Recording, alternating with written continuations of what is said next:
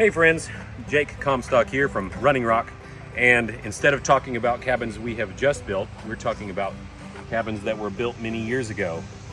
Here in the Smoky Mountains and a lot of places throughout the United States, there was a building boom of vacation homes from the 1920s through the 1940s. It probably subsided at the beginning of or during World War II, but this one is an example of how simple a cabin can be and yet how functional it is.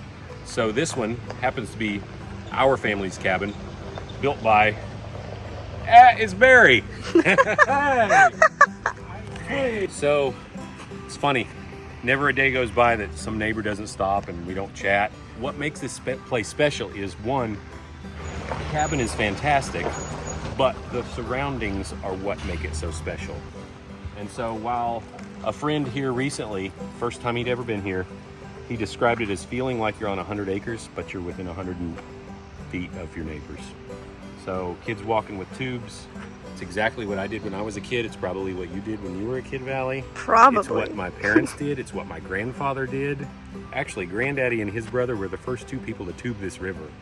And I'm sure the locals were thinking, a couple of nuts from Knoxville, from the big city. So let's go walk through.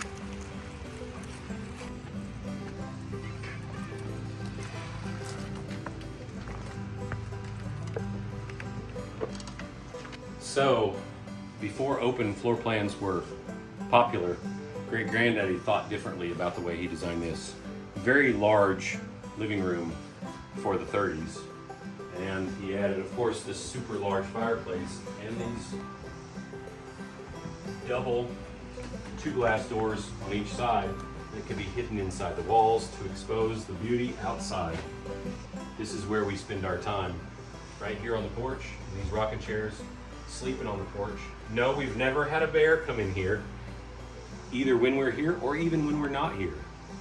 So it's just a tranquil, quiet place where we have a river right behind us, bathing hole right there where I take a bath nearly every day when I'm here. And it's peaceful as all get out. Special place. Granddaddy, my grandfather, David West's son, passed away last year, and I wish he could have seen what we're doing and where we're going with our own project on the mountain.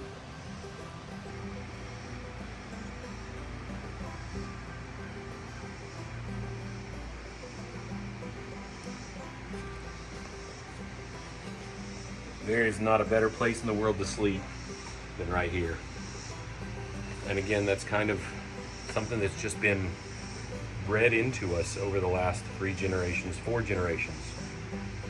Spending time here, waking up here. I can sleep till 9 o'clock here, and you put me in a dark room and I wake up at 6:30. Doesn't make any sense. But we hear the crickets and the cicadas and the birds, and occasionally some people walking through early in the morning, or maybe we see tubers in the afternoons. This is number 1. This is my spot. This walnut table has been here as long as I can remember. Used to have a fridge in the corner. That's where we kept our watermelons. Now we keep them down in the river. Not a lot of privacy here. No closets. But this room is... The rock on the table. Oh, yes.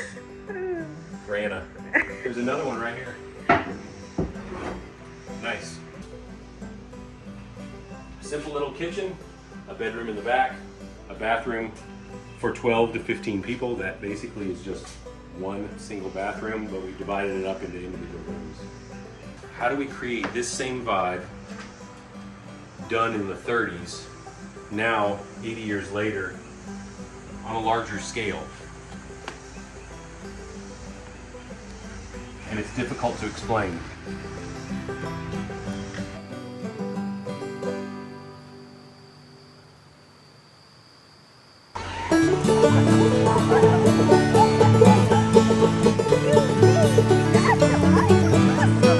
Way to go, Bo!